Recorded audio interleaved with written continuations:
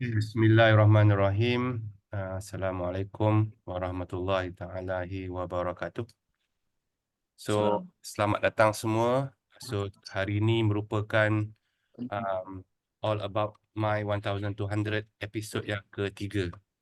So, dalam episod kali ini kita akan lebih banyak bercerita tentang pengalaman, lebih banyak cerita tentang tips untuk kita harung 1200 kilometer akan datang insyaAllah. Kejap, yes, I want to change something. Hmm. Alright, sama dengan kita, agenda kita nak cerita tentang bike setup daripada kita punya TCR veteran Sidik, Dr. Sidik kita. Macam mana beliau setup kita, kemudian kita akan tanya feedback, tanya pengalaman rakan-rakan lain yang ada dalam sidang episod kali ini. So, kalau kita boleh share pengalaman masing-masing dan pandangan masing-masing supaya macam mana kita nak setup juga termasuk macam mana sebenarnya kita nak susun bag kita ataupun macam mana kita nak organize kita punya barang-barang dalam bag. Dan itu satu. Yang kedua, kita akan cerita tentang macam mana kita nak ready kita punya nutrition, kita punya pemakanan kita. Yang tu sangat mustahak. Saya pun last PPP antara benda yang saya few things lah. I made the newbie mistakes. Sepatutnya tak buat, tahu tapi buat. So at the same time I was not well. So because of that, tak boleh maintain a good energy. So pasal pemakanan semua tu insyaAllah Imran akan share. Ada satu topik lagi sebenarnya yang saya cadangkan untuk buat tapi speaker dia tak balik daripada Jepun lagi. So Azrek, another TCR veteran yang kita nak panggil sebab we were so impressed dengan dia punya determination. First few days masa dia start TCR, orang lain semua pergi ke south. Dia seorang je pergi ke east. Sebab navigation dia masalah, lepas tu masuk air, macam-macam mana rosak. So dia dah tinggal lama. Tapi I thought that dia akan quit. Everyday tengok budak dia bergerak. Walaupun still bergerak. Dah habis pun dia still bergerak. Eventually dia tamatkan more than 3,000 over kilometer over 6 different countries. Something yang inspiring tapi dia tak dapat bagi talk malam ni. So kita akan save untuk siri akan datang kalau tak ada dia. Jadi tiga perkara tu. Di samping tu kita ada housekeeping announcement daripada organizer kita Iskandar perhaps. Tetapi saya dapat request untuk saya revise balik route pada ada setengahnya yang baru daftar, yang tak sempat tengok. Sebenarnya boleh tengok YouTube saja. Dan ada juga yang tanya dalam chat box, adakah route tu dah finalize. Jadi why not kita go through, kita ulang kaji pelajaran tentang route untuk akan datang ni kita ulang kaji sekejap. I will not going to spend banyak masa sebab kita dah banyak kali dah go through the map, dan map pun insyaallah tak, kalau ada perubahan pun perubahan yang disebabkan oleh perubahan CP, dan that tak ada insyaallah So let me share the screen for you.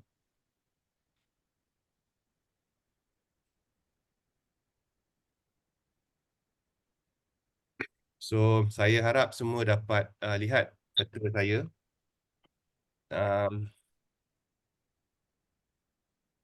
Okay.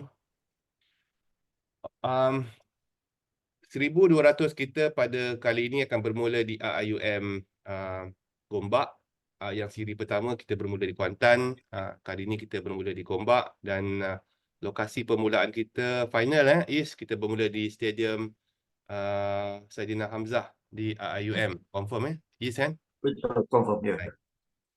Jadi mungkin kita nanti cara pelepasan is akan revise balik sebab kita ada dua grup, dua pelepasan untuk 100 jam pada pukul 6 petang dan pelepasan untuk 94 jam pada pukul 12 tengah malam jadi kita akan revise sikit tentang itinerary. Is akan bagi update lepas ni. Tapi bermula dalam UIA, insyaAllah Is juga boleh remind semula di mana nak letak kereta. Dalam ni insya-Allah kita akan buat arrangement. UiM akan sediakan tempat letak kereta untuk tuan-tuan letak kereta dan sebagainya lah. Okey. Kita akan bermula daripada UI Gombak. Kita akan keluar menuju ke Seri Gombak, dan Seri Gombak kita akan masuk ke apa? Apa nama climb tu? Allah. Evian. Evian. Evian. Kita masuk ke Evian. Dan kemudian kita akan turun. Kita tak masuk ke bandar Batanggali Kita kalau route asal kita tak masuk ke Batanggali. So memang maksudnya memang that is the route yang kita prepare lah. Kemudian CP dulu ada CP1 dekat Tanjung Malim, tapi kita dah buang CP tu sebab kita tak perlu. Tapi insya-Allah route ni akan melalui, biasanya kilometer 70 ni akan lalui 7-Eleven kat sini. So biasanya you all akan lalu dalam sekitar pukul 2 pagi, 3 pagi. Kami dulu dalam pukul 3 pagi lah. Ambil masa 3 jam untuk sampai sini juga. Sebab saya yang slow lah, warna laju. So sini ada 7-Eleven yang baru. Tapi kalau tengok Google Map tak ada. Dan kemudian saya nak ingatkan bahawa di sini ada satu terowong di bawah landasan kereta api. Terowong kecil. Memang kita tak boleh masuk, hanya dibenarkan basikal atau berjalan kaki saja. So tengok betul-betul signboard dia. Saya takut bila orang pusing kat sini, dia confused nak naik kat sini ke, ni kena naik atas ni. Pusing balik pun boleh juga. Tapi kena climb sikit. Naik over the railroad ataupun the track, ataupun kita masuk under the track. Saya punya peta under the track lah, ikut under the track. Kemudian menuju ke Gedangsa, kawasan Gedangsa ni, dan kita akan terus menuju ke Sungai Besar. So selalunya untuk Muslim, saya rasa subuh ada yang laju mungkin lepas kat sini, tapi most of last time kami bukan bermalam, subuh di Masjid Nurul Hidayah ni, dan very nice, boleh bila mandi pun boleh. Depan sikit tu ada banyak kawasan makan insya-Allah. Kemudian CP kita yang pertama dekat Sabak. Untuk makluman, CP kita secara defaultnya adalah di 7-Eleven. Melainkan pada main CP yang ada petugas. Jadi untuk CP yang 7-Eleven ni kita tak ada cut off time. So kita tak ada, nobody is controlling that, tetapi kita request good integrity among the rider. We are racing among ourselves. Kita sebenarnya racing against ourselves. Our own integrity, our own discipline. So example yang kita tak suka adalah contohnya naik kereta berhenti, dapatkan chop, and then those kind of thing lah. So those are not so really good, because kita sepatutnya layak untuk terima finisher medal tu. Kemudian kita akan pergi ke Bagan Datuk. So kita ke jalan dalam ni. Kita akan satu lagi tema prinsipal kita buat route ni, elakkan jalan luar, jalan yang sibuk. So ikut ke jalan dalam ni, very nice road, very tak busy. Kemudian naik jambatan yang panjang kat Bagan Datuk ni. Kemudian kita menuju ke ini ada perubahan, tapi I think episod 2 pun yang inform, kita akan berhenti CP2 di Seri Manjung, bukan Setiawan, di Seri Manjung. Masih lagi unmanned CP, teruskan perjalanan sampai kilometer ni Pantai Remis. So ada sempang ke kanan sebelum Pantai Remis, masuk dan terus menuju ke Seri Iskandar, dan terus pergi ke Kampar. So Kampar ni lah Abang East kita akan belanja sate. So ni kompleks rakan muda akan belanja sate. Dan kita terpulang nak bermalam di sini ataupun tidak, tapi rasanya East ada buka borang untuk isi penginapan sebab kita kena bayar. We are paying for you, so make sure you really know. And I think East dah letak yang ni kena dekat off time lah, sebab because of logistic reason. Sebab kita ada orang tunggu, so orang tu kena tunggu forever. So dia kena masa dia mula datang dan masa dia akan tinggalkan tempat tu. Jadi tempat ni berbayar, so taklah boleh forever kita stay kat situ. Sebab itu kita nak somebody yang plan untuk ke sana, isi borang tu. Kemudian daripada CP yang ketiga ni, kita akan lalu kawasan belakang sikit, ada a bit gravel kot on. Berapa meter if? Pendek je kan? 100 meter. Pendek sebelum masuk Raka Muda. Okey, ada sini ni kawasan ni yang dia kata pave ni. Ni Sikit je, sikit je. sikit je. Tak ada masalah. And then yang ni kita akan lalu jauh keliling kawasan Lombong ni. Dan for your information, Tapah dekat dah sebenarnya. Sini Kampar, sini Tapah. Tapi because of nak akan mileage tu, we divert a bit to this side. Ada reason sebenarnya saya buat macam ni. Ada reason kenapa saya tak ambil lebih banyak jarak di sana. Ada sebab dia sebenarnya. Kami dah dulu lain, sekarang lain. Tapi I hope you just trust me. Nak cerita panjang lebar pula nanti. Tapi basically kita panjang kat sini supaya 370 di sini. Tu point dia. Supaya dapat 370 di sini. Alright, tu reason dia. So pergi ke bawah sikit, kemudian baru ke Tapah. Dan kita pergi ke CP yang keempat kita di Ringlet. Again, this is unmanned CP. Kat Ringlet dekat 7-Eleven belah kanan. So kena cross jalan. Tapi Ringlet tu pun sibuk lah macam mana pun. So memang slow pun. Akan ke Ringlet. Dan daripada Ringlet akan menuju ke Koyan. Sungai Koyan sini. For yang tak biasa, ini antara route for me is very nice. Very open road. Besar dan tak banyak kenderaan. Dan sini ada pos petau yang mana boleh juga berehat kalau siapa nak berehat. Kami sampai waktu tengah hari solat di sini. For many, I believe bila sampai sini masih pagi. Mungkin you boleh ambil lunch you di Lipis pada yang laju lah. Kemudian CP yang kelima di Lipis. Again, CP ni di 7-Eleven di Lipis. Route dia akan, saya buat route dia supaya you all jumpa kat mana 7-Eleven tu. Nampak tak? Route tu memang saya pusingkan ke sini supaya you all jumpa 7-Eleven. Kalau tak, kalau you terus ke sini, you takkan jumpa 7-Eleven kat mana. Susah nak cari. So, you kena masuk sini, pusing roundabout, masuk ke 7-Eleven dan keluar balik ke sini. Okay, kalau siapa yang tahu, mungkin boleh terus masuk ikut sini pun boleh. Sebab bersikal kan. So, kalau yang sini you nak angkat pergi cross divider pun tak ada masalah lah. Okay. Dan daripada sini akan melalui jalan dalam Lipis masuk ke Kerambit, kemudian sampai ke Jerantut. So rolling kat sini agak kurang ajar sikit. So pandai-pandailah you all manage masa. Itu sebabnya saya letak CP kat sini. Entah-entah kalau you all nak bermalam di sini. Tapi untuk yang laju saya rasa masih awal malam ataupun awal petang atau lewat petang ataupun petang kot siapa yang laju tu kat Lipis. So just proceed je lah bermalam dekat Jerantut. Dekat Jerantut insya-Allah ada sedikit perubahan berbanding episod 2 yang saya terangkan. Dulu kita just decide dekat 7E sekitar sini. Tapi because of the number participant dah makin ramai, jadi Abang Is ni Abang Is yang baik, abang yang baik. So dia kata kita buat jugalah Dok, dia kata kita buat juga backdrop kat sini. Kalau boleh sleep area pun. Cuma sleep area ni kita tak sediakan. Jadi kita liaise East tengah kau team. Yang ni belum confirm lagi tapi East tengah kau team dengan Hotel Darul Makmur. Itu masa kami buat Ricky pun kami bermalam dekat hotel ni. Very big hotel, cyclist friendly, boleh bawa basikal masuk dalam bilik. Siap dia kata, "Abang jangan ikut lift depan bang, lift belakang bang, lift belakang besar." Senang nak bawa basikal. Oh, to that level. Kemudian dia punya air bapak lah kuat. So sedap basuh basikal. During that time. Okay. So those are the Darul Makmur. Hopefully the deal on. But kita tak boleh sediakan sleep area. Maksudnya kalau you all nak bermalam situ, you all have to pay for it lah. This is a 3-star hotel. Ataupun kalau backdrop akan kita buat di sini. Kampar pun backdrop, sini pun backdrop.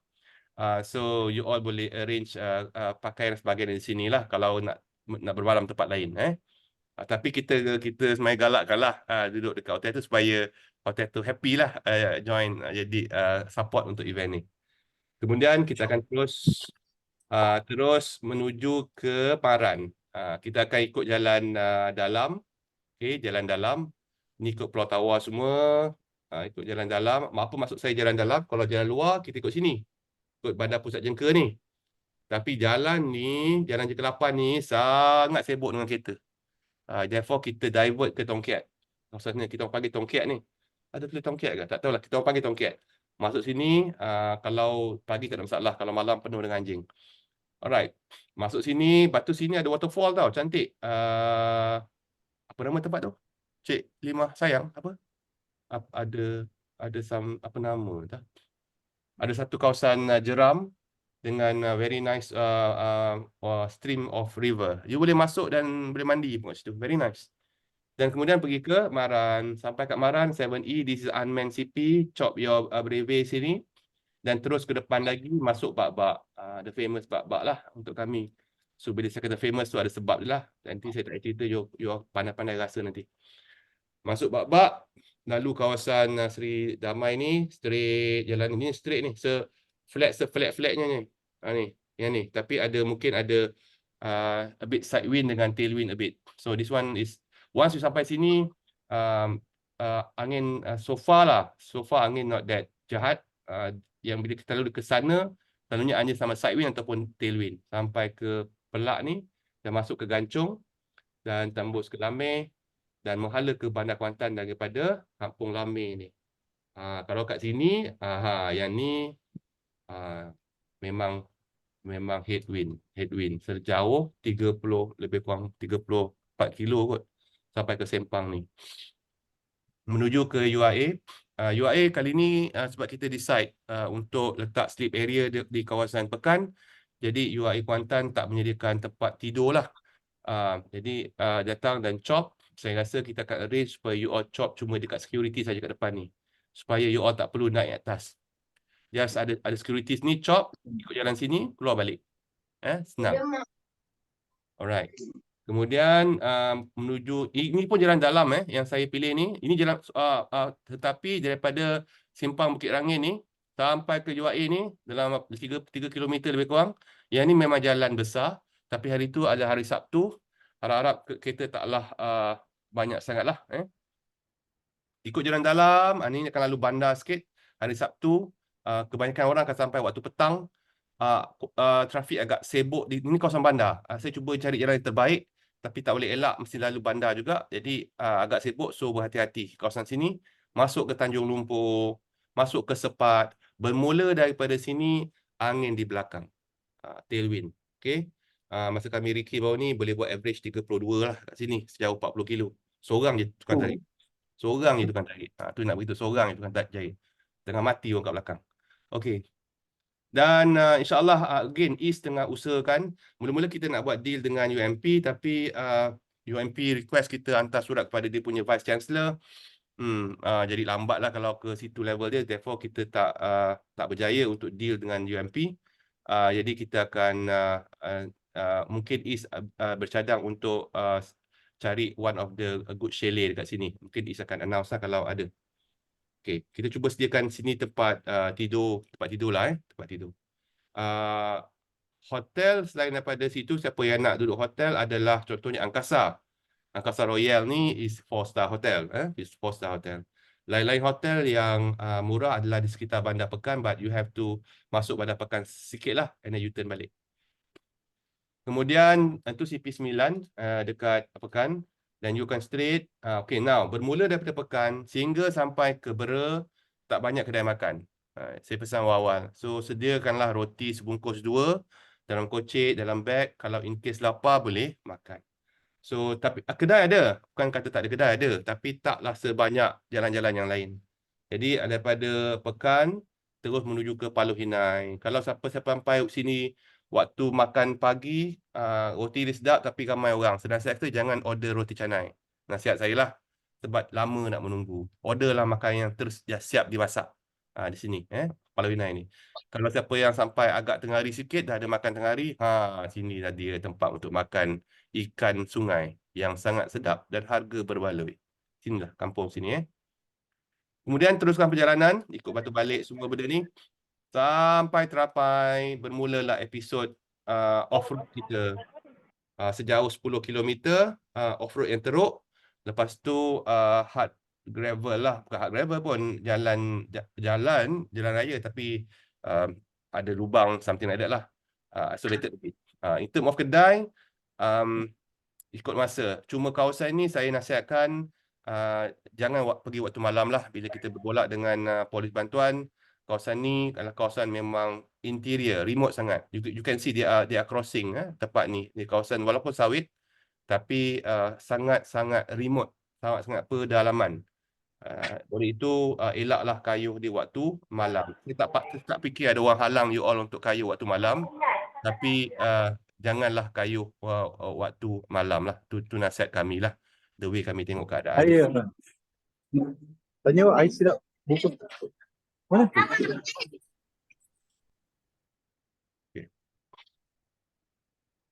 Kemudian uh, dekat sini next yang akan jumpa kedai dekat dekat Felda Mayam. Dekat Felda Mayam ni pun sebenarnya dalam Felda ni laluan ni tak ada kedai. You kena divert untuk pergi kedai. Kami tak pergi sana. Tapi keluar Sempang ni ada jual nasi ayam. Sedap. Tak pasti ada sedap sebab sedap sebab kami lapar lah, tak pasti. Kemudian kita teruskan perjalanan sampai Bera. Okey, bermula dari sini kan. Sampai ke Bera kan. Dia punya rolling taklah sejahat Kerambit tu, tapi relentless, macam area Spring Hill dekat Negeri Sembilan tu dengan area nak arah ke Nilai tu, ke kawasan situ. So waktu ni tengah hari, so you can imagine. And then dekat CP 10 dekat Bera, sebelum meneruskan perjalanan. Yang ni dah route biasa lah ni, yang biasa kita buat ODEX semua daripada Triang ikut tepi pantai ni macam biasa, masuk ke Simpang Mentakap, Simpang Temeloh, straight sampai ke Lancang, sampai Lancang macam biasa kita masuk Bukit Damar, Lakum. Kemudian kita akan masuk Central Splines, CSR. Dari sini masuk ada satu bukit jahat dipanggil Bukit Spender. Masuk sini, masuk ke Bentong. Kemudian CP sebelah kita adalah kedai mamak dekat sini. Jangan dia buat tiba-tiba buat hal tutup sudah. So sini dia punya kedai dia, dan seterusnya menuju ke Genting Sempah. So Genting Sempah ni jalan tak apa elok sebab construction ECRL. So bersedialah untuk mengotorkan basikal anda masing-masing dan terus pergi ke Genting Sempah. Dan bila turun daripada Genting Sempah ke Gombak, ke Kampung Asli, ke UIA ni, hati-hati ya sebab jalan lubang sangat teruk. Kondisinya sangat teruk. Minta maaf lah kami tak sempat, tak boleh dan tak ada kemampuan untuk request diturak balik jalan tu. Minta maaf Kemudian akan terus turun sampai ke UIA. Sampai ke UIA, sama juga finish line ni adalah di stadium yang sama. Jadi tuan-tuan boleh sepatutnya yang warna pink ni, warna maroon ke apa ni, color ni. Kawasan sebenarnya one way. So tapi saya dah create supaya you all slow lah lawat against the traffic ni, sebab hari tu hari Ahad kita expect tak berapa banyak kenderaan, hopefully. Tapi hati-hati masa sepatutnya you all kena pusing ni kalau ikut betulnya. Okay. Tapi jalanlah slow-slow sebab nak pusing ni, Harun ni dah bukit penuh sini. So saya pun tak sezalim tu nak bagi kenakan kawan-kawan. So divert lah ikut sini masuk ke stadium. Sini ada Mahalah Mahalah Saina Ali, yang mana sini dia banyak terkenal dengan makanan yang sedap-sedap lah sebenarnya. Dan sini kita akan berakhir di finish line. Saya tak pasti kalau Is nak suruh dia orang buat finish line dalam track ataupun tidak lah, macam kita plan itu. Jadi itu saja tentang track. Adakah track ini confirm? Saya boleh katakan more than 95% the track is confirm. The track cuma kita akan ubah kalau contohnya ada banjir, ada tanah runtuh, memang kita dapat maklum bahawa tak boleh lalu, dan kita akan ubah dan kita akan maklum pada peserta. Yang kedua, kalau kita ada buat perubahan kepada main CP. Main CP kita ada 3. Satu di Kampar, sini Kampar. Yang kedua di Jerantut, tu main CP Jerantut. Yang ketiga adalah di Pekan. Bukan di UIA Kuantan di Pekan. Di mana-mana main CP ni ada tempat drop back yang disediakan. Tapi dekat Jerantut kita tak sediakan tempat tidur. Kita cuma akan tunggu tuan-tuan di suatu tempat. So far, tentatively kita akan guna hospital pula dah.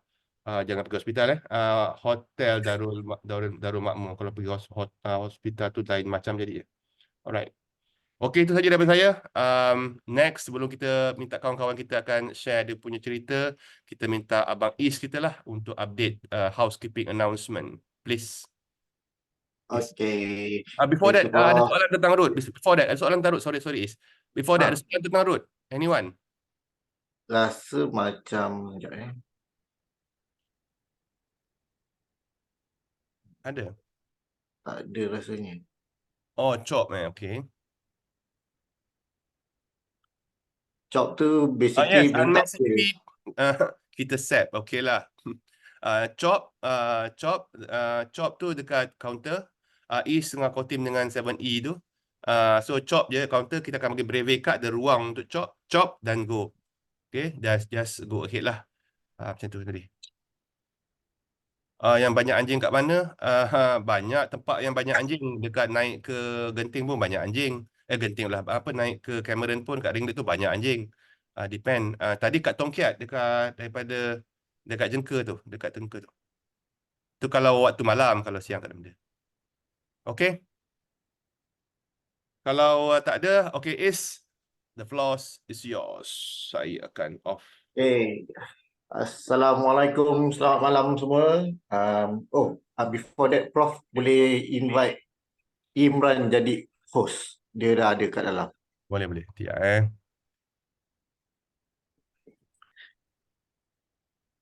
Okay. Okay.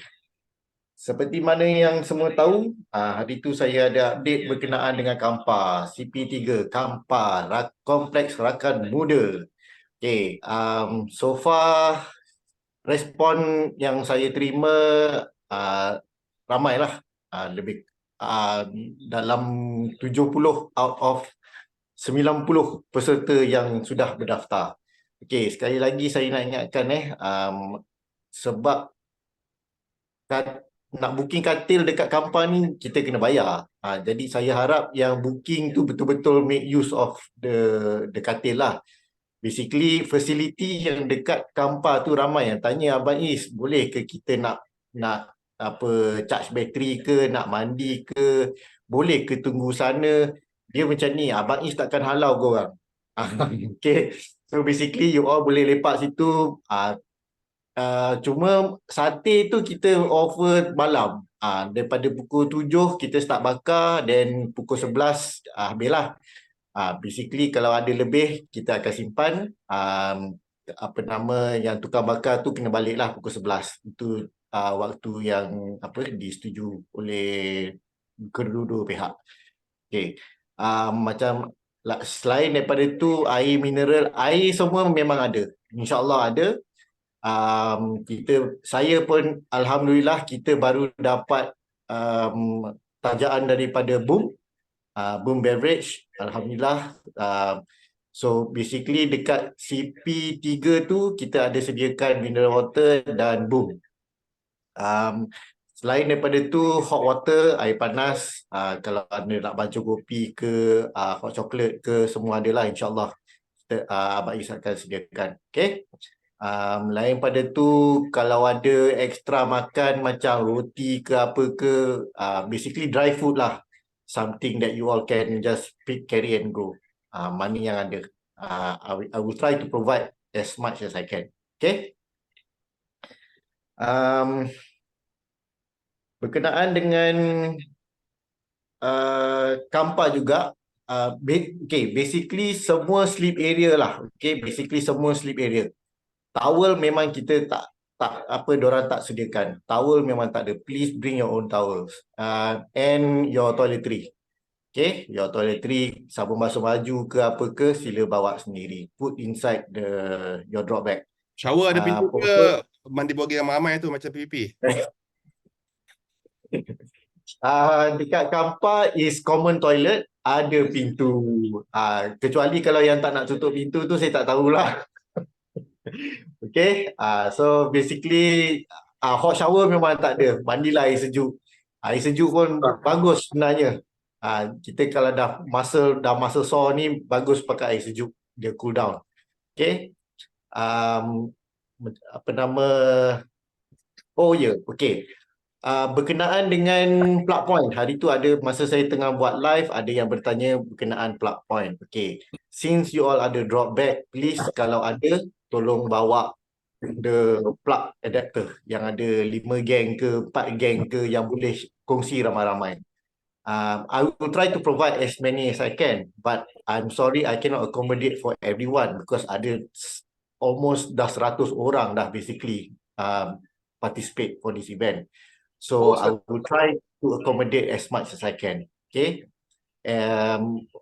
Basically itulah, because ada kemudahan drop back, so you all can just pack and then kasih balik. Size drop back kita limit pada 2.5 kilo, kita akan timbang. Ni macam Air Asia. Nanti masa dekat starting nanti, kita akan collect all drop bags. We will tag satu per satu punya bag with your bib number. Bib number tu terang. Kita harap dapat kerjasama dengan semua orang. Please, jangan loadkan barang seperti liquid-liquid. Kalau boleh, kita tak nak. Kalau ada liquid, tolong letak dalam ziplock bag. Sebab bila kata ada 100 bag ni, keadaan dia akan berlonggok-longgok. So, bila dia bertindih-tindih, so kita tak nak ada leakage ke apa benda. So, tak naklah kawan-kawan kita punya barang-barang pun affected by all this liquid yang kat dalam bag lah, macam shampoo ke apa ke. Please tolong ziplock semua. Okay. Alright.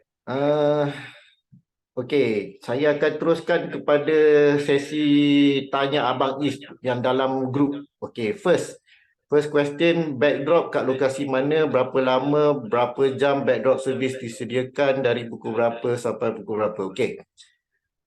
Backdrop, as Prof dah mention, kita ada 3 lokasi backdrop. Backdrop utama, first is CP3 Kampar, kedua Jerantut, dan ketiga Pekan.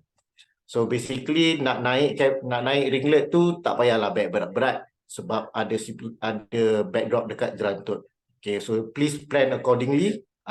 Take whatever that is necessary and the rest just letak dalam backdrop. Waktu backdrop basically of course kita akan ikut waktu check in, check out hotel ataupun homestay. Biasanya of course check in dia pukul 3, check out the next day pukul 12. So kita akan berada di tempat CP berkenaan lebih awal untuk set up dan sebagainya.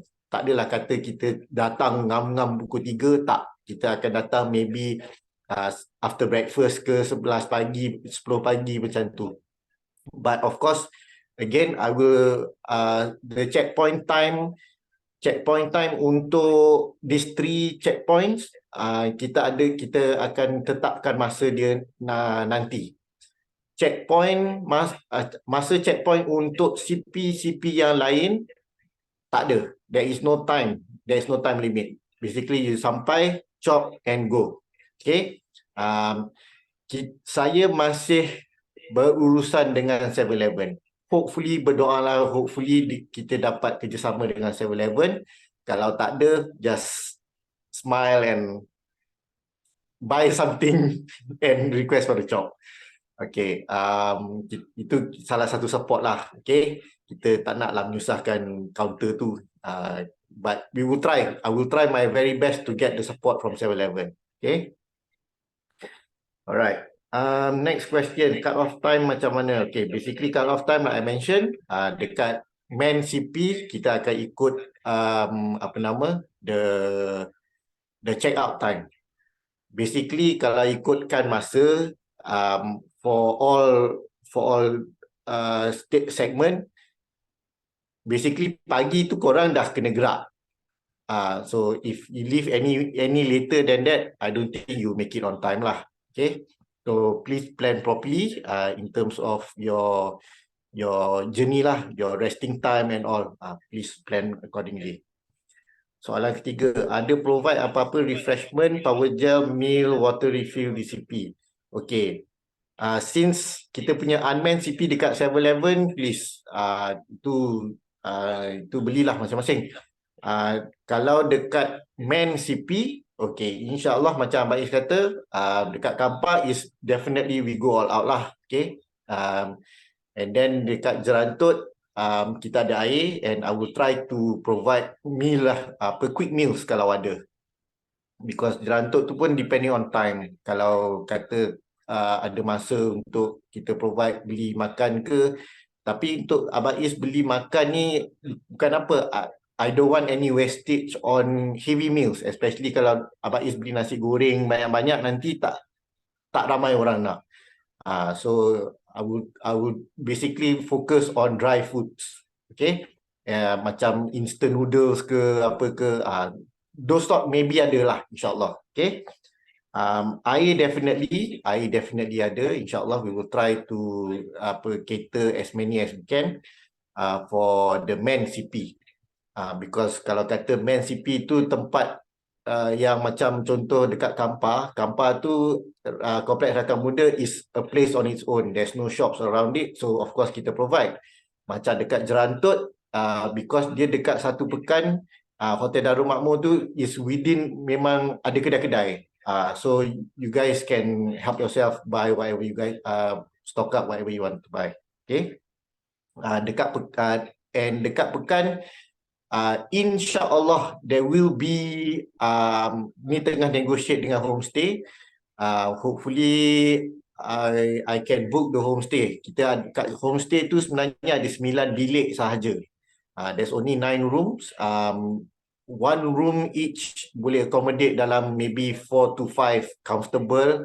Tapi kalau you all nak sumbat-sumbat, please by all means, just make yourself comfortable and use the facilities yang ada. Drop bag pun ada. Okay. Alright. Before that, Abang Is ada announcement. Okay, kita ada neutral bike service provider, bicycle service provider. That is Sodan. Abang Sodan, kita akan keluar dengan ambulans dia. Basically, he will be on route. Okay. Apa-apa berkenaan dengan bike service ni, Abang Is hanya panggil Abang Sodan untuk join to orang kata provide the service if required, but that is totally on you. Kita tak ada, Abang Sodan pun tak, kita punya deal lah, basically. He will be there to provide whatever service that you are required. Phone number akan kita letakkan dalam group, and then even kita punya support car yang lain, all the other volunteers kita akan letak dalam group. If there's an emergency, please 999 sahaja kat dalam group, and then share location, and we'll try to give the fastest attention as possible. Okay. Nombor 4, CP mana yang ada tempat tidur? Okay, dah explain. Nota nombor 5, plug extension CP Kampar pun saya dah explain. Backdrop boleh mula dari starting atau start dari Kampar drop back. Okay, drop back tu macam saya cakap, masa kit collection is where the drop back is. Finish after cut off time, masih dapat finisher medal finisher atau tidak? Okay, adalah sebenarnya, InsyaAllah ada. Okay, tapi dia tak tulis finisher lah. Setiap CP ada COT ke tak? Macam saya cakap, setiap CP unmanned tak ada COT, except for the man yang ada petugas sahaja yang ada COT. COT pun bukan apa, COT check out time hotel. Kalau tak nanti kita kena charge extra. Okay. Adakah soalan seterusnya, adakah penganjur akan sediakan nota garis paduan amaran undang-undang seumpamanya kepada peserta nanti bagi tujuan rujukan dan sekiranya diperlukan? Okey. Ni sebenarnya ada kat dalam checkpoint punya registration, kalau ada baca lah. Tapi I think closer to the event nanti saya akan buat semula dengan termasuklah nota-nota tambahan yang all the Q&A yang Abang Is dapat. I will update and I will pass a link, then everybody please acknowledge the Google form tu nanti. Okay. Last, photographer ada ke dari CP? Yes. Photographer InsyaAllah ada. There will be, I think 1, 2, 3, 4 of us.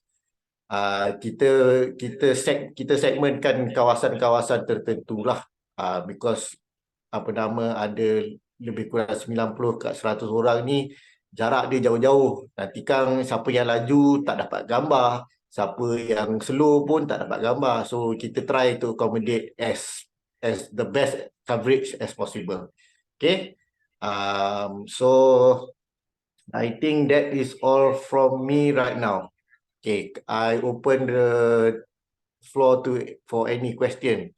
Boleh tahu medik macam mana in case kalau jadi apa-apa kat hutan, boleh contact organizer? Of course boleh.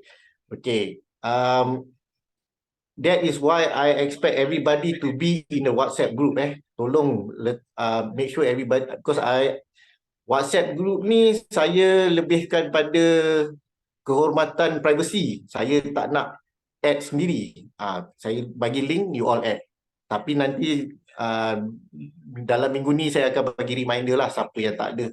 Ada je lagi beberapa orang yang tak ada dalam WhatsApp group. Please masuk kat dalam WhatsApp group so it's easier for any immediate announcement, any changes on event day. Because pernah berlaku in Odex event masa LRM, jabatan dekat Terengganu was closed due to ada event.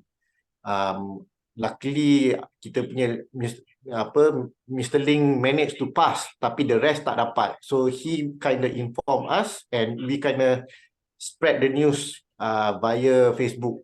Tapi that time tak ada WhatsApp lah. Tapi sekarang kita gunakan kemudahan WhatsApp ni untuk berhubung, untuk beritahu maklumat terkini dari semasa ke semasa. Okay.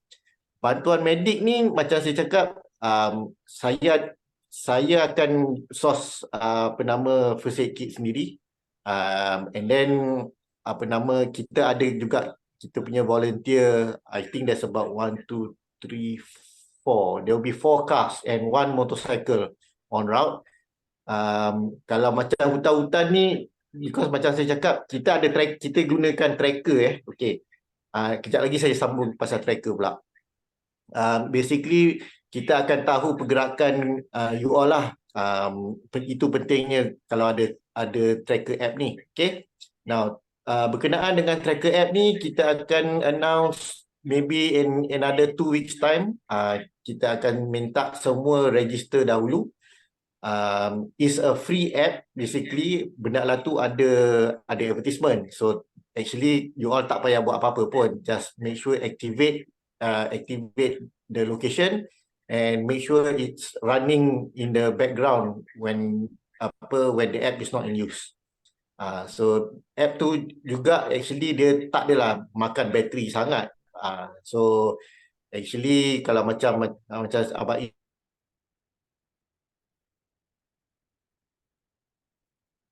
you turn off your Wi-Fi, you turn off your Bluetooth. Bluetooth maybe some ada pakai because connected to your Bitecom. Maybe that will slightly drain your battery. But please, having the tracker app helps us to help you, basically. Okay? Alright. Okay, I think that's all from me. Kalau ada apa-apa soalan, please saya akan buka balik WhatsApp punya chat. Apa-apa soalan, please boleh sambung kat situ. Okay, Alright, thank you very much. So next kita nak invite Imran. Ya. Mana pula pergi tadi? Dia pergi ke belakang tadi. Kenapa entah? InsyaAllah Imran akan cerita tentang nutrition, macam mana nak jaga energi. And after Imran, insyaAllah kita akan jemput Sidik. Sidik tak masuk-masuk lagi ni. Okay. Mana Im? Mana Im?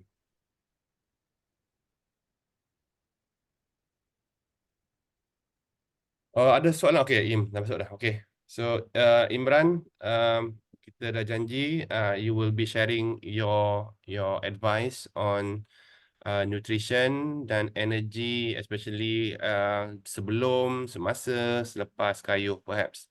So please, Im, the Zoom is yours. Assalamualaikum. Thank you, Prof. Thank you, Is. Okay, so sorry. Hari ni baru sampai daripada Melaka je ni. Just arrived. So, Tentang kayuh. tempat duduk lepas tu. Baru dapat take download lah. Okay, so malam ni I akan bercerita sikit lah berkenaan dengan nutrition dan juga energy management. So tengok ramai juga dalam Zoom meeting malam ni. Okay, so I'm sure all of you dah ada banyak pengalaman lah kayu basikal lah.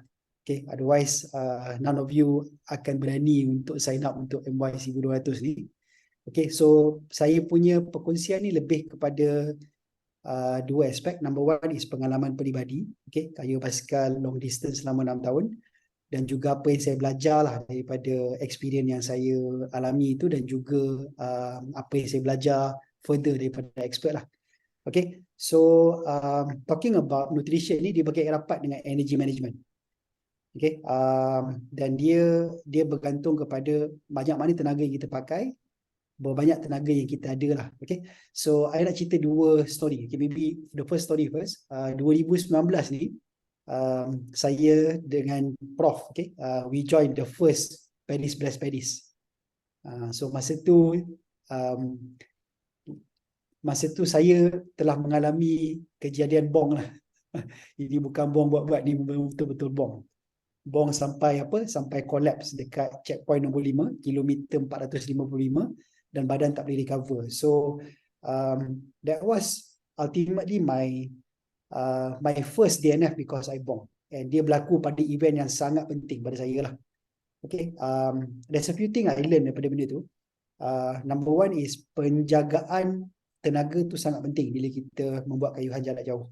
Okay, so kalau kita buat kayuhan jarak dekat ni, kita tak rasa sangat. Tapi bila kita buat distance yang sangat jauh ni, dan juga kayuhan yang multi days, yang bukannya setakat 1 hari 2 hari, tapi lebih daripada 2-3 hari ni, okay, dalam kes MY 1200 ni sampai 4 hari, dia kalau kita tak jaga betul-betul penjagaan tenaga masa kayuhan tu, for sure kita akan mengalami cabaran masa kayuh tu lah.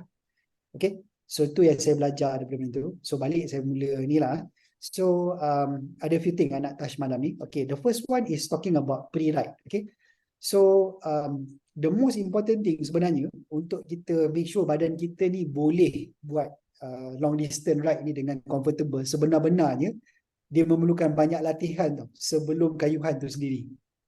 Okay, malam ni I takkan touch sangat. Sebab apa? Sebab kita punya MY 1200 ni pun dah dekat sangat dah kurang daripada sebulan.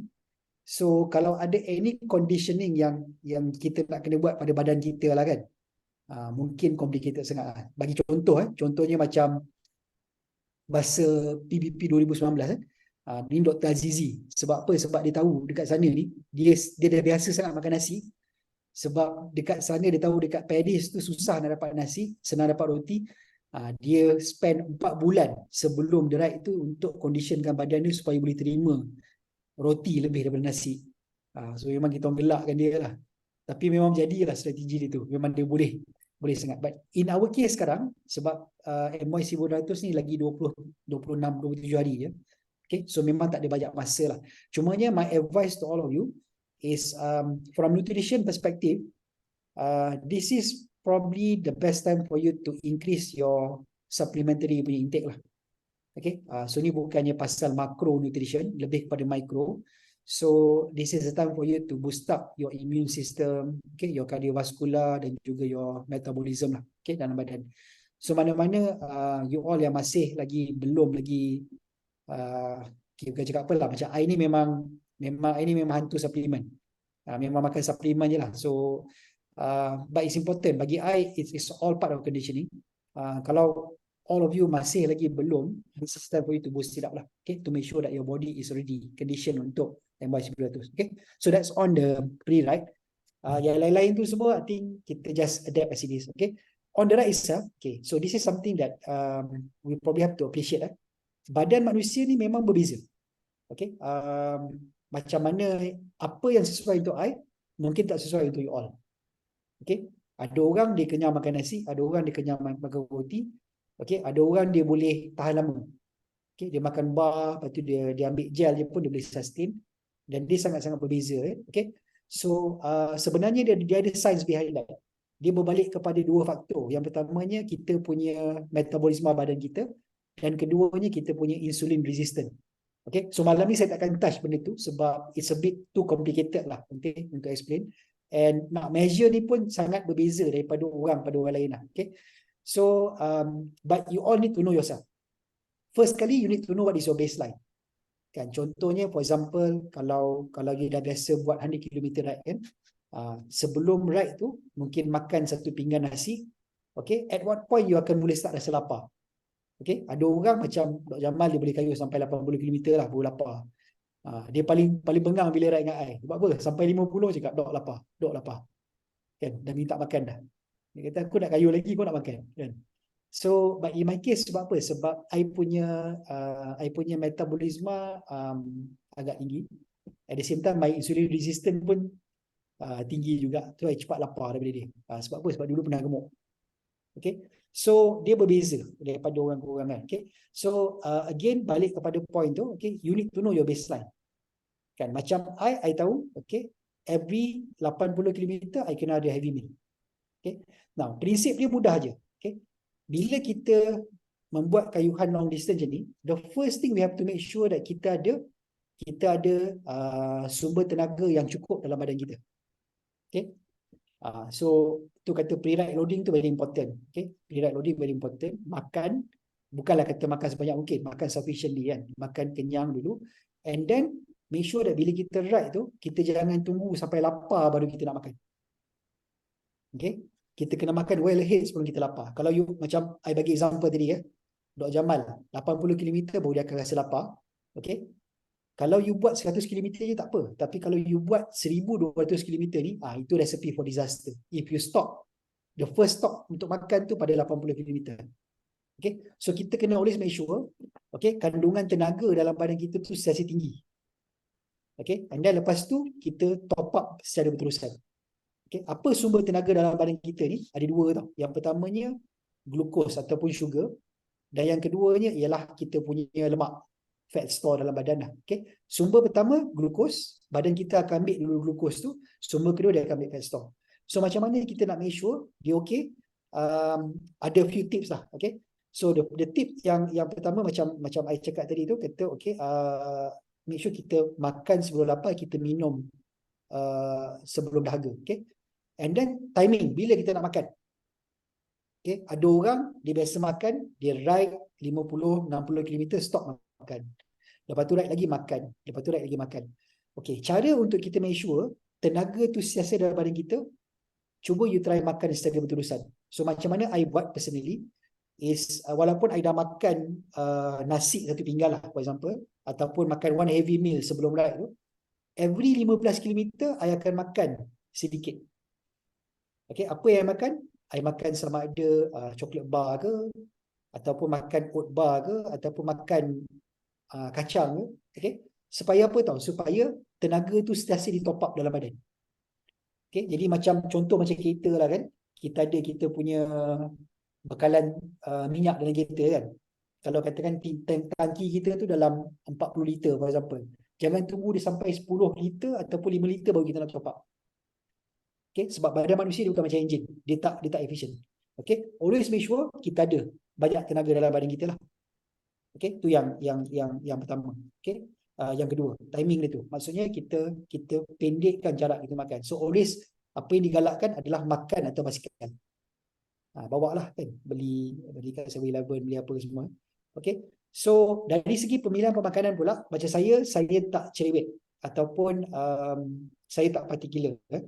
So bila buat macam buat ODEX ataupun buat long distance cycling ni, I memang akan bawa power gel, I memang akan bawa energy bar. Okay, tapi gel dan energy bar tu saya simpankan sebagai orang kata apa, sebagai backup ataupun orang kata apa, backup ataupun contingency saja. Kan, macam Dok cakap tadi, okay, ada some stretches of the route tu memang tak ada kedai makan. Masa tu tiba-tiba tak ada makanan, yang tu lah saya pakai. So saya tak gunakan gel tu sebagai saya punya sumber utama.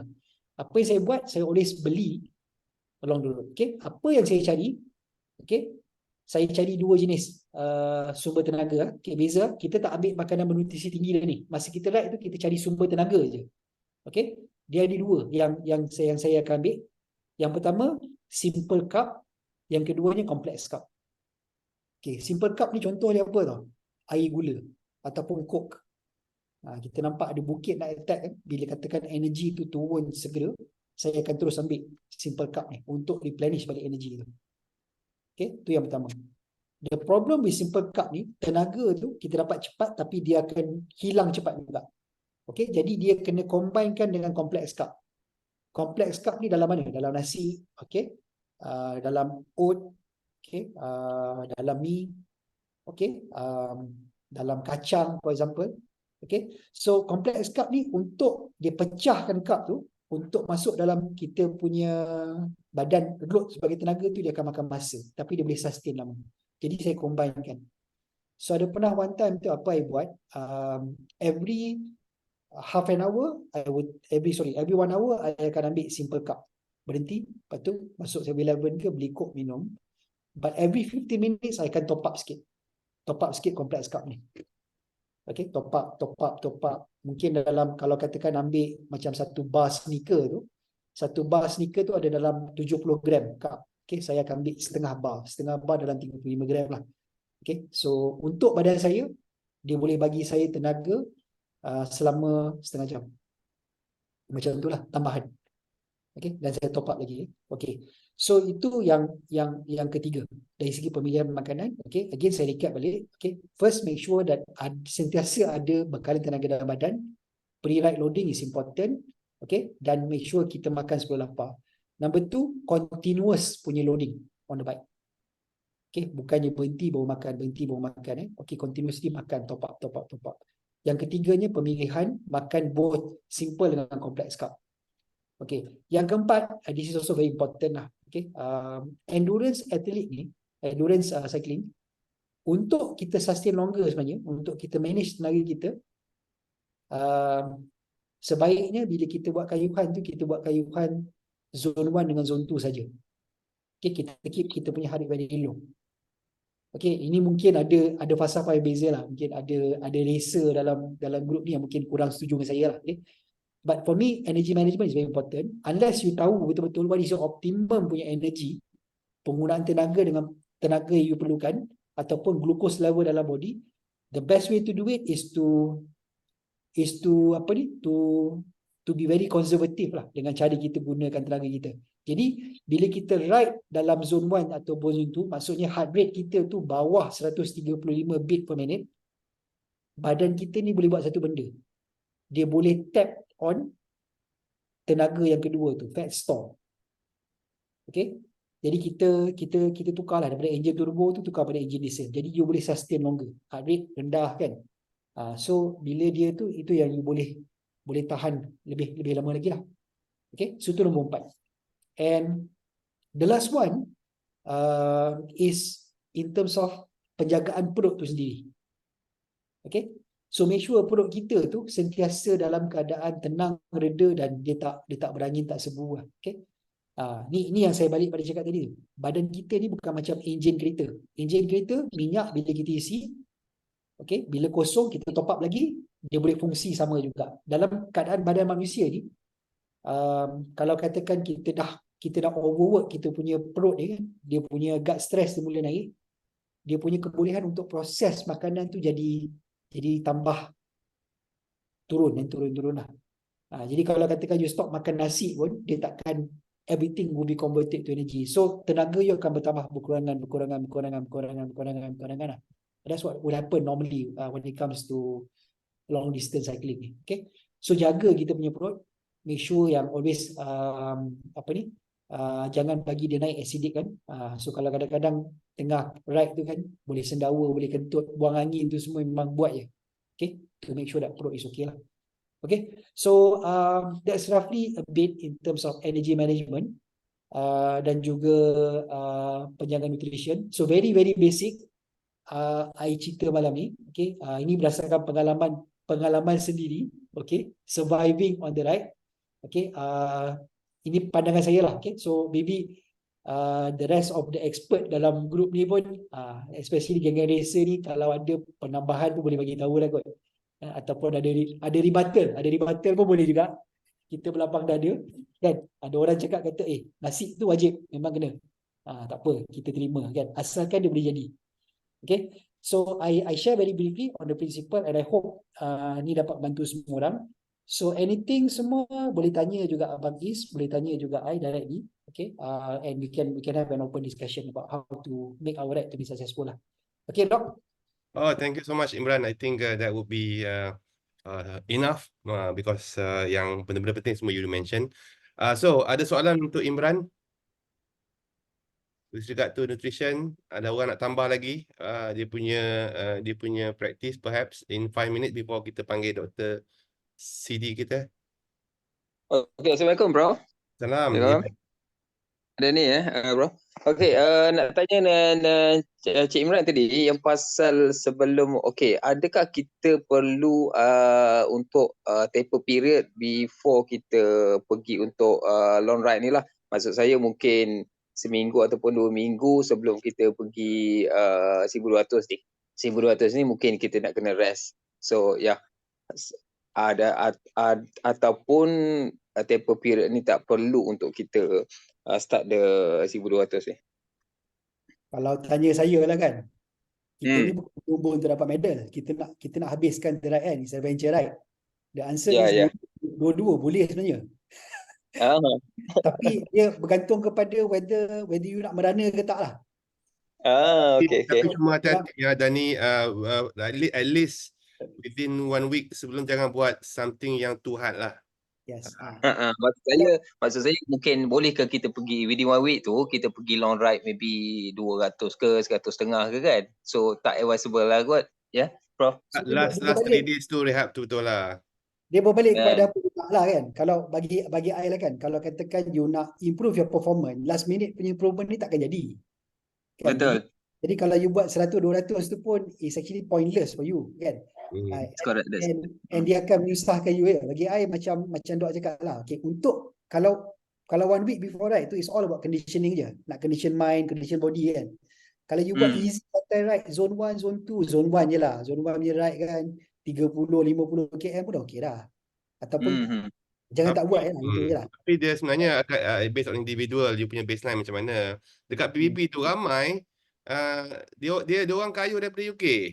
Maksudnya sampai ke France, lepas tu next day kayu. Lepas tu kita pun ada 2-3 orang gila macam tu kan, macam Azraq tu. Balik tas TCR kan PBB.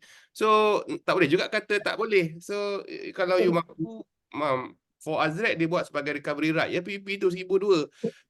Recovery ride dia pun per jam sampai. So dia tak ada formula kan.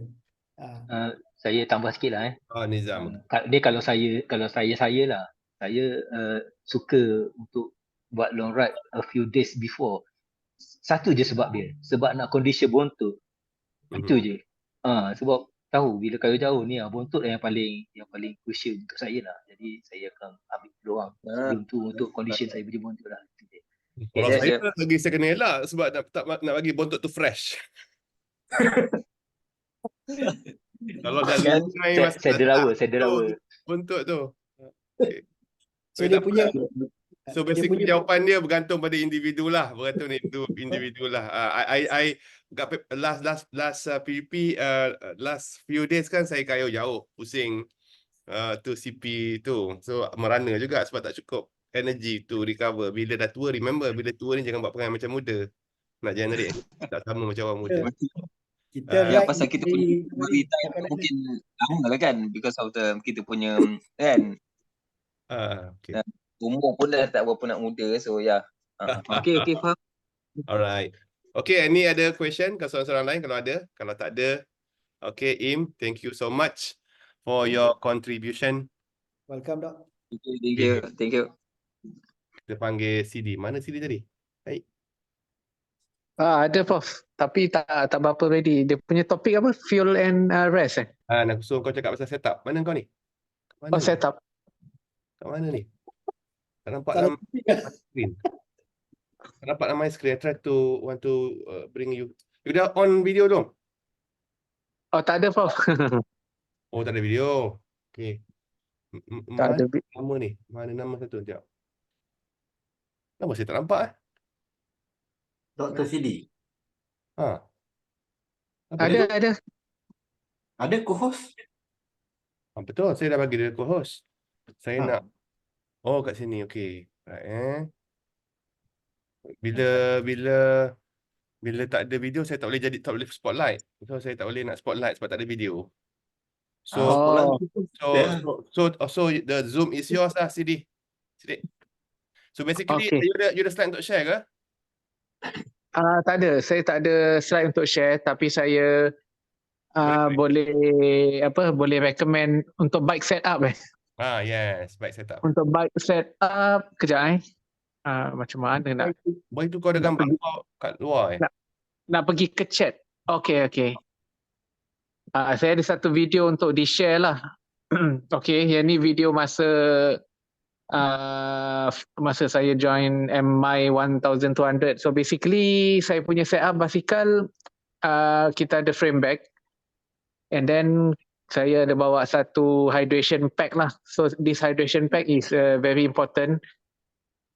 Kalau tengok sebelum ni, saya punya LRM, saya punya My 1200, and then TCR saya pakai hydration pack. So one of the advantages of a hydration pack ni, dia punya advantage, kita boleh minum air tanpa without lose balance, ataupun untuk route yang banyak climbing, banyak rolling, kadang-kadang kita nak ambil air tu pun kita dah guna tenaga, kita dah lose kita punya rhythm. So bila ada hydration pack ni, kita just slide out and then kita just minum lah. And then with hydration pack, kita takkan over drink. Sebab bila kita pakai bottle ataupun bidon, kita akan ada tendency untuk over drink ataupun terlebih minum air lah. So bila terlebih minum air ni, untuk endurance, untuk long distance cycling sangat tak elok, sebab dia akan buat cyclist bloat lah, ataupun kembung air. So I would like to recommend all the participant to have hydration pack lah. Kita tak perlu isi penuh pun, kita perlu isi maybe hydration pack tu about 2 liter, kita just isi 1 liter ataupun 750 milliliter pun dah cukup dah. And then other thing, untuk set up hydration pack ni, dia memberi kita protection against against hot sun at the back lah. Sebab kadang-kadang bila kita bila kita long endurance ni, kita punya belakang bila kena panas, dia akan jadi kita punya body akan jadi sluggish lah. Prof ada nak tambah, Prof? Ataupun Lan ada? Oh, okey. Tentang bike setup ni kan, tentang cara nak susun barang. So for me, kita nak susun barang tu bergantung kepada how frequent kita nak guna barang tu. Bukan semua dalam satu tempat. Contoh, tool, kalau kita asingkan, kita kena asingkan barang tu based on the frequency kita nak guna. Kalau kita bawa baju, kita akan guna cuma bila kita berhenti dekat satu tempat. So kita akan buka, saya selalu letak kat saddle bag. So bermakna saya akan jarang guna. Sekali sehari saya akan buka. Tapi yang selalu, benda-benda yang selalu access letak kat top tube bag. Yang tu lah kita ada power bank, sebab kita akan berhenti lepas a few hundreds kilometer, kita nak, ataupun 100 kilometer kita start charging things, kita letak kat situ. Kalau makan, contoh bila long distance, betul-betul long distance yang kita akan makan banyak di atas basikal, kita kena ada food pouch. Yang itu khas untuk, selalunya untuk makanan lah dalam tu. Kita asingkan dengan top tube bag. Kalau taklah lama sangat, barang makan tak sikit, kita letak sekali dengan top tube bag. Tapi selalunya, kita letak ada food pouch satu. So, yang bateri tadi kat situ. Kemudian yang tool bags ni sama ada dekat handlebar bag ke frame bag kecil ke, bergantung. Jadi, that's how you sort, that's my style. Tapi ada macam saya tengok Sidik, dia suka frame bag yang besar, satu je. So, semua dekat situ. So, frame bag tak ada masalah sebab dia senang nak access. Tapi kalau saddle bag kat belakang, kalau pakai tailfin tak apa, senang nak access. Tapi kalau saddle bag biasa, dia susah nak access. Bila you buka, nak pasang balik, masalah. Jadi itulah yang masalah saya punya cadangan lah. So, itu saya punya style untuk setup. Saya rasa Cik Wan nak cakap something tu. Ya, Cik Wan. Untuk macam saya punya experience pula, saya pun setuju dengan Sidik tadi. Kita pakai hydration pack. Dalam hydration pack, dia ada space lagi untuk baju hujan. Maybe power bank yang kecil. Lepas tu dekat side pocket dia kita boleh letak power gel and everything. Lepas tu kalau ada long top tube kita boleh letak sikit ration and then tool yang minor. Kalau ada apa food pouch tu tu sebenarnya kita boleh letak makan juga sebab kita boleh makan sambil jalan. Dengar? Dengar Cik Wan. Dengar Okey macam tu So untuk yang macam saddle pack, saya rasa tu yang the last lah macam Prof cakap tadi, bila dah sampai baru kita nak buka lah saddle pack tu. Jadi kita nak pilih tu pun kita jangan masalah saddle pack ni yang saya selalu tengok dekat Audex apa semua, kadang saya terpaksa tolong diorang fixkan bila walaupun dah letak anti sway tetap sway juga. Sebab apa? Dia punya saddle pack tu terlalu besar dan barang tu dia tak lipat ataupun dia tak susun betul-betul. Jadi kalau ada nak bawa JC 2-3 dengan bib ada 2-3 line tu, saya rasa kalau ada macam ziplock ke apa kan, masuk je bagi dia firm, lepas tu baru kita boleh roll kita punya saddle pack tu supaya dia kemas kan. Then kalau kita dah ada drop bag, saya rasa saddle pack sampai 9-10 liter tu rasa tak perlulah. Betul. Betul. Okay, untuk power bank tak perlu yang besar, just 10,000 mAh cukup sebab bila kita bawa yang besar, kita nak charge penuh pun ambil masa more than 6 hours. So not recommended lah, bawa yang 10,000 mAh pun dah cukup dah. Kita boleh charge pun maksimum pun 2-3 jam je at 1 CP. So bawa 10,000 mAh pun cukup. And then untuk rest strategy use cycle ikut kemampuan you. And then malam tengoklah sampai pukul 12 ke pukul 11 ataupun 1-2 pagi. But then doesn't matter what time you stop, tapi to start you have to start early. Kalau boleh pukul 4, pukul 5 sebelum subuh tu you dah start gerak. So one thing of endurance cycling ataupun endurance race ni is capability untuk bangun before dawn before subuh. Sebab the earlier you start, the more distance you can go without have to endure sun. Sebab katakanlah you bangun pukul 5 sampai pukul 8 tu kira suasana paling tenang lah. 3 jam tu you dah boleh dapat maybe 80 or 100 km something like that lah. So untuk yang saya punya My 1200 ni, saya boleh ingat setiap kali pukul 12 sampai pukul 3 ataupun 4 saya dengan Rock kita akan tidur, and then pukul 4.30 tu kita dah bangun, pukul 5 sharp kita akan keluar daripada CP ataupun keluar daripada rest place lah. So kalau boleh all participant boleh try buat macam ni everyday, insyaAllah boleh sampai habis awal kot. Satu lagi tips yang important untuk habis, especially kalau ada cut off time, adalah kita jangan buang masa terlampau lama bila stop tu. Kita kena tahu kita stop untuk apa. Kita stop dan kita jalan. Kita jangan buang masa. Kalau nak update Facebook content ni, I think ada orang buat duit dengan content, saya tak boleh cakap apa-apa, tapi if you want to do that, just do that lah. Jangan every stop tu ada reason dan kena ada disiplin. Kalau especially berkumpulan, lagilah masalah. So masa tengah makan, you dah siap makan, so jangan borak tanya what else you have to do. Example like pergilah toilet dulu. Nanti bila nak bayar, bila nak gerak, baru dah nak pergi toilet. Tunggu jap pergi toilet. Masa tu kelang kabut lah pula. So remember, those are very important. Buang masa right lah. Satu lagi tentang ni, I think kita boleh share. Kalau pasal lampu, lampu tu sangat mustahak. Kenapa saya kata sangat mustahak untuk kali ni? Sebab kalau yang kita ride waktu malam, especially terutama adalah daripada Genting Sempah turun ke bawah. So mungkin ada ramai yang akan lalu waktu gelap. So kalau lalu waktu gelap, kawasan Genting Sempah ke Gombak tu tadi, ke UIA, jalan sangat teruk. So sangat penting untuk guna lampu yang terang. Kalau you pakai 400 lumen, 300 lumen, tak cukup untuk menerangi jalan tu. So masa descent tu selalu kita perlu lampu yang terang sebab kita nak reflect cepat, kita nak nampak. Kalau kita climb tak apa, lampu tak apa terang. Tapi kalau kita tengah descend, especially dekat jalan yang tak elok, sangat mustahil kita nampak luas dan terang. Kalau setakat 400 lumen tak cukup. Kalau 800 lumen bagus, 1000 lumen better. Tapi kalau 1000 lumen you understand, it must 2 hours je dah habis. 3 hours je dah habis the most. So calculate lampu ni, calculate berapa miliamp dia, berapa lama dia tahan. Kalau 400 lumen berapa lama, kalau 600 lumen berapa lama, berapa mode yang dia pakai. Kalau kita duduk belakang orang, kita boleh reducekan dia punya lumen.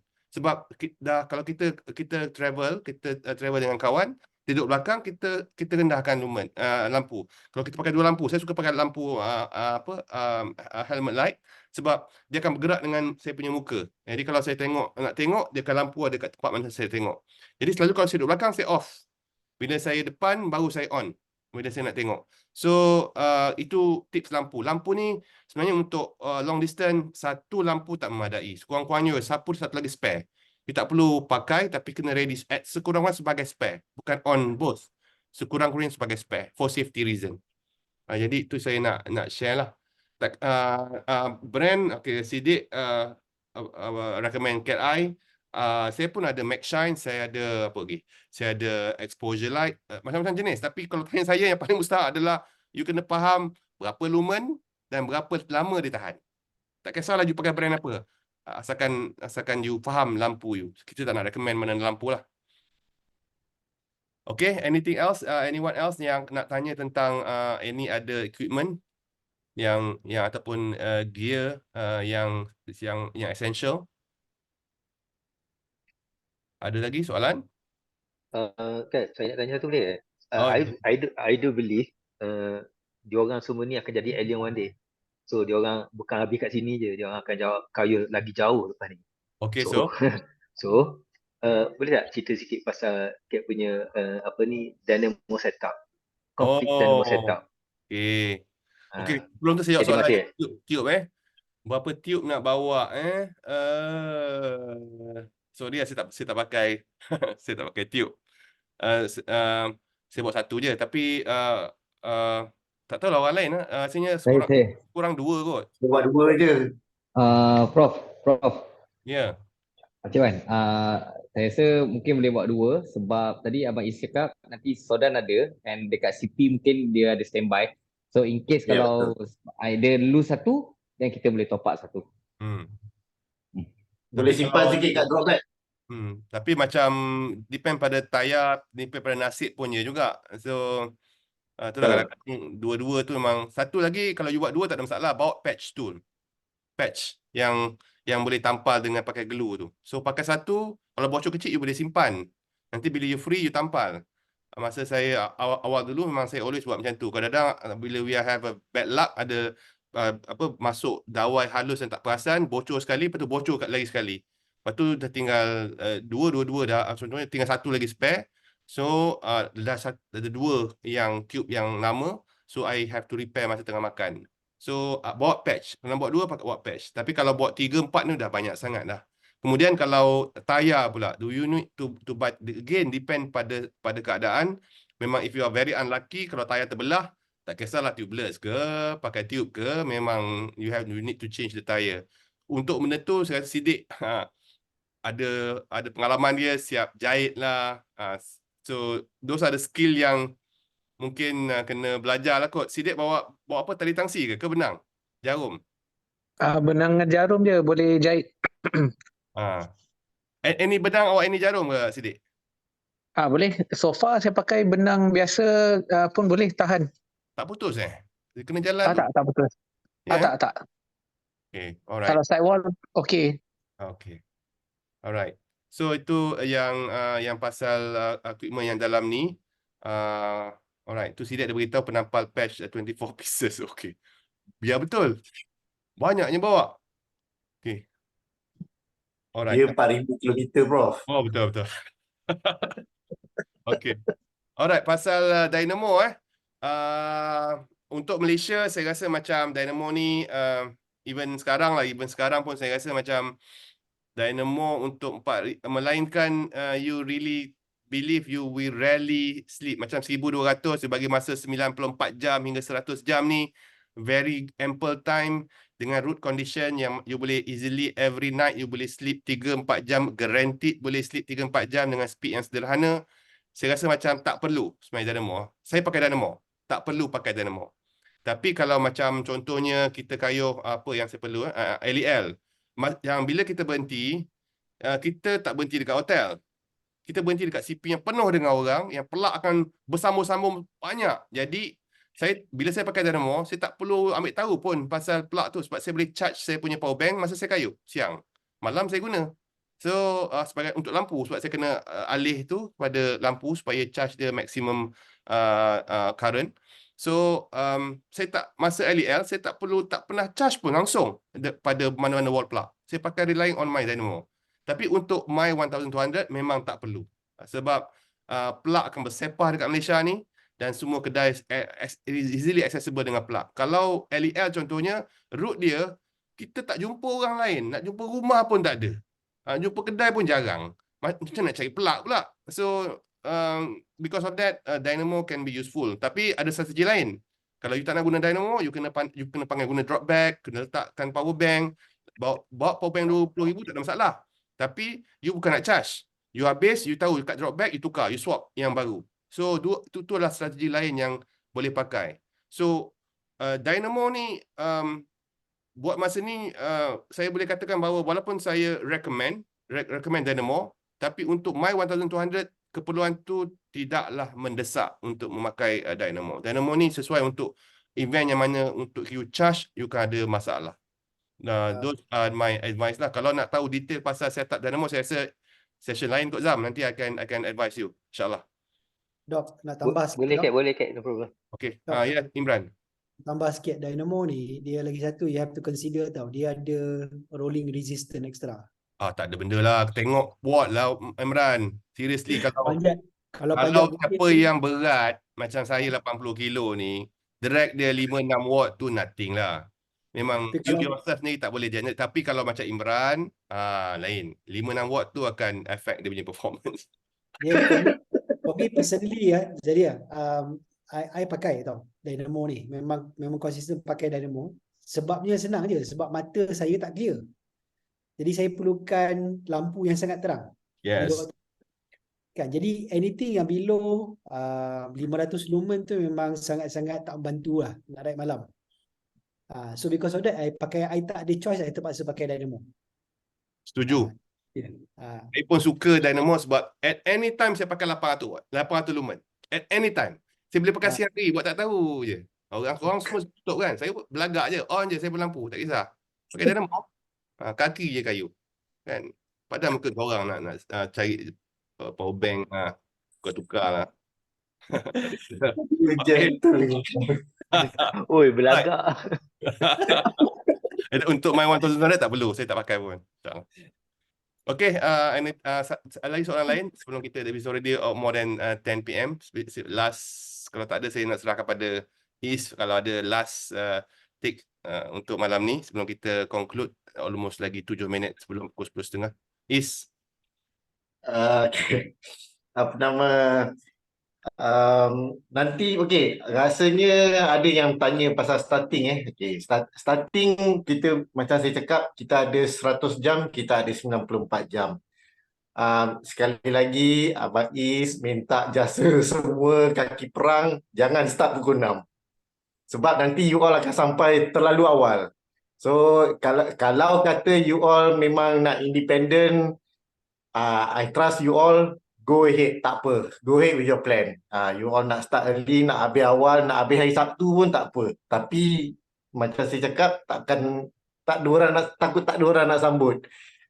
So yang 100 jam ni sebenarnya kita bagi 6 hours handicap awal untuk peserta yang tak biasa.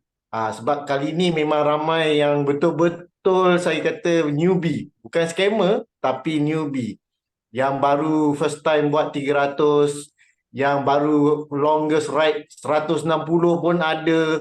So basically kita apa-apa pun kita ucap tahniah sebab mereka berani, mereka mahu mencuba. Apa-apa pun well done for everyone yang first time, yang berani nak sahut cabaran ni, kita enjoy, santai-santai. So you have 6 hours ahead start, and please get to Kampar before midnight. Then you can have a good rest, Macam Sidik cakap, by 4-5 o'clock dah boleh continue your journey to naik ringlet. Okay, so sebelum start tu nanti kita akan buat safety check lah, make sure lampu ada, safety vest ada. Okay, safety vest is compulsory untuk malam. Why I say it's compulsory? It is for your own safety.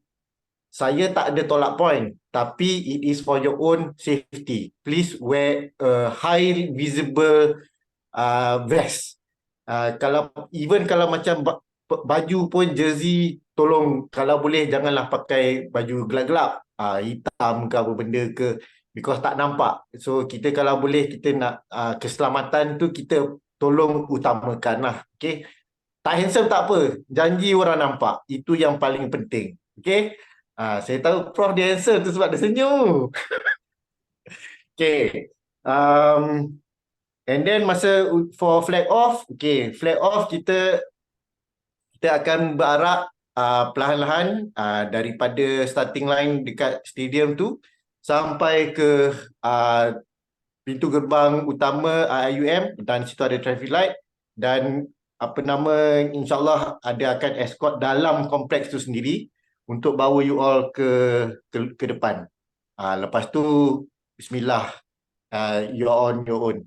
Okay, and then ada again ada yang tanya untuk 94 hours ada tak kawasan rehat sementara, sebab collection kit is tengah hari. And then kita sambung dengan high tea, ada opening ceremony, and then ada lucky draw, plus kita ada sponsors booth yang ada buat sales.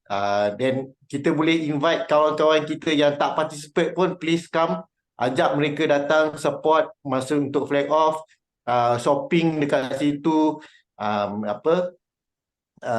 kira kecoh-kecoh lah, you know, we make it as a day of activity dekat stadium kompleks sukan tu nanti. Okay, dekat situ juga nanti kita ada kawasan rehat untuk peserta yang 94 jam. Kita ada bilik aircon dekat atas, tapi tak ada katil, so basically you all can just bunk on the floor apa semua, relax. Bilik berasingan lelaki dengan perempuan. Perempuan kita ada surau, kita ada one meeting room, ada aircon, semua ada aircon basically, so you all boleh rest kat situ. Okay, Okay. itu saja Prof. Cuma saya as tuan rumah juga, walaupun saya dekat Kuantan tapi ni buat kat Gombak, tapi sebab same IUM, you all know IUM Islamic University, saya request lah, especially kalau perempuan, jangan pakai seksi lah pula. Saya tak suruh pakai tudung, tapi maksudnya sopan lah, sopan, pakai pakaian yang sopan, casual, sopan. Jangan That same goes to the guys also lah. Kalau boleh kita masa tengah santai-santai tu kita seluar panjang lah. dan rokok tak boleh, rokok tak boleh. Rokok tak boleh. Merokok tak boleh, vape tak boleh. So kita minta kerjasama semua untuk menjaga nama baik kita punya host. Okay, nanti dia aim ke saya pula. Saya ni Presiden Persatuan Public Health. Tengok semua merokok pula kat situ, haru saya nak menjawab. Okay. Okay, kalau tak ada, saya rasa it's already 10:30. As usual, 10:30 kita akan stop. Thank you everyone. InsyaAllah kita akan ada satu lagi, paling kurang pun. Kita masih, Azrek masih berhutang dengan kita. Mungkin kita akan jemput Azrek. Saya juga bercadang nak jemput salah seorang wakil bentang Jawa. Friday ada sini ke? Dia join kita punya My 1200 kan? Tak ada. Tak ada kalau tak ada tak apa. Untuk ceritakan pengalaman lain pula untuk sana. Sementara tu Wan Panjang ada join bentang Jawa. Boleh. Mungkin kita boleh minta next episode. Tapi more important than that, insyaAllah next episode kita akan finalize everything. Is kata by next week dia cuba finalizekan all the CPs tu.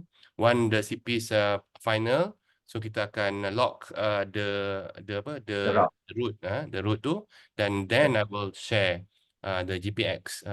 Macam saya janjikan, ada dua version, satu version pendek, satu version yang complete. Okay, Again sama, saya nasihat saya adalah bila kita nak navigate, gunalah versi pendek. Saya bagi versi panjang in case ada yang nak split their own route, maksudnya nak jadikan their own segment, dia nak create their own strategy. That's why I provide the whole complete route lah. So that's what I can say. Thank you to everybody. Thank you yang contribute. Imran especially very good tips. Sidik maybe later boleh tunjukkan bawa basikal macam mana.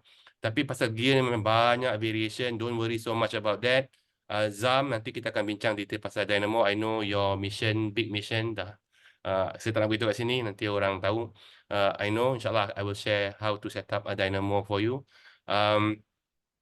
Cik Wan for as well contribute just now. Thank you so much everyone. So kita tangguh kita punya event dengan tasbih kifarah dan surah Al-Asri. Subhanallah wa bihamdi, subhanakallahumma wa bihamdika asyhadu an la ilaha illa anta astaghfiruka.